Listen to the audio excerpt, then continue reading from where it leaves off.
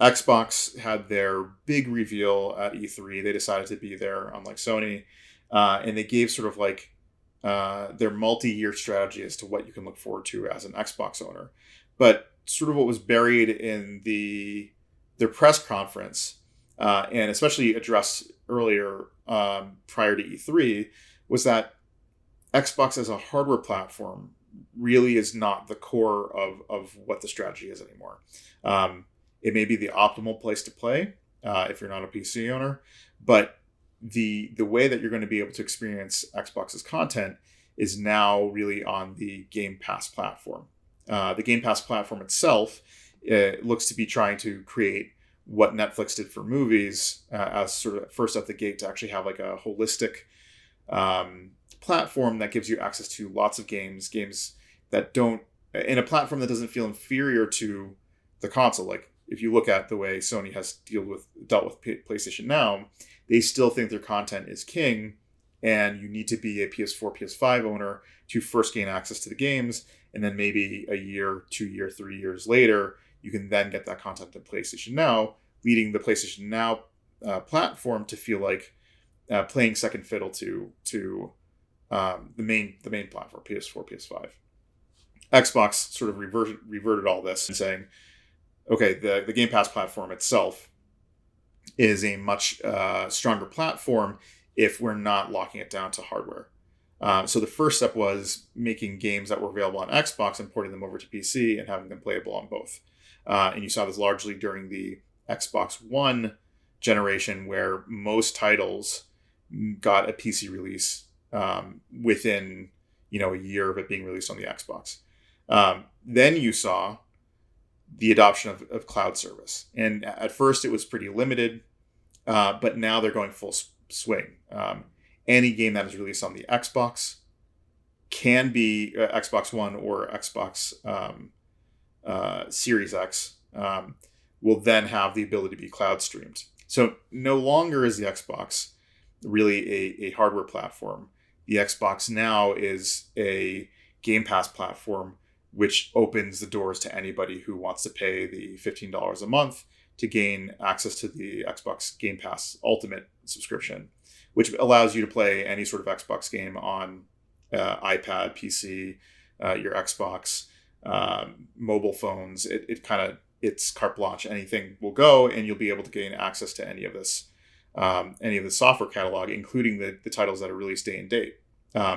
It more or less eliminates the need to put down the $500 or the $300 to own the Xbox console. Instead, you're able to enjoy these things, albeit slightly compromised, through streaming service on any platform, really.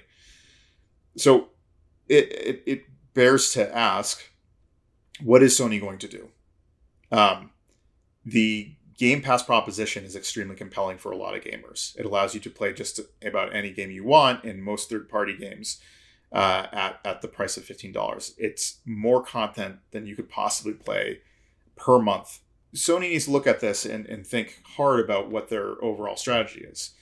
Is it good enough for them to ask people, Sony to ask people, to plonk down $500 on a PlayStation 5 system to gain access to their IP?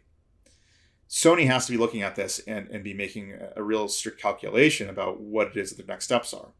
Over the next year, Game Pass will start eating their lunch in some capacity. There will be a real question for gamers to go, do I just pay $15 for a service and not have to buy hardware? Or do I buy the PS5? We know that there's at least 50 to 110 million gamers that are willing to buy a console to gain access to the content. But when you flip that sort of concept on its head and say, like, look, you don't have to buy the hardware, you can just buy the service, it may start eating away at like the total sell-through numbers that Sony can achieve this generation. So Sony's looking at this and has two options: reinvest in PlayStation Now to make it a much more robust service, and look at releasing their first party content on that service day and date to try to make it an equal. But if they're smart, the the equation may not be let's make a PlayStation Now service that's equivalent to Game Pass, although I think they should be investing in that. They may be looking at it differently and saying, like, how do we get our IP to the most amount of people as possible so that when people experience our high quality content, we are able to sell a service, whatever it is, a PlayStation 5 console, a streaming service, the PC games, whatever else, and people want to not only buy our content but also look into potentially, buying other means of gaining access to that content. So Sony's strategy and Sony's response to this looks to be like an IP response. Sony knows it has this really strong pedigree of being able to tell really strong narrative stories. And they know that it means a lot to players. It gives more meaning to the game and adds stickiness to it. Like the amount of time people talk about The Last of Us well after it's been released is far beyond anybody is talking about, Gears of War. So Sony's overall strategy may very well be expand our IP, but not by giving it away and say like a Game Pass platform, but by making the IP more available in a lot of different ways. Looking at the last topic that we talked about, looking at their purchase of PC porting companies, Bluepoint and their ability to take old IP and bring it into a new generation, and then the PlayStation Movie Studios, which is right now dabbling in trying to actually take good games and turn it into good cinematic pieces, which still hasn't been done. What Sony plans on doing is still unclear. They obviously haven't formally announced what they're going to be doing against Xbox, but I think we can look at the way that they've made acquisitions in the past, how they're expanding the PlayStation Movie Studios, and there's really like a broader IP play here around the PlayStation brand that they'll be exploring in the future that may help them expand their user base beyond just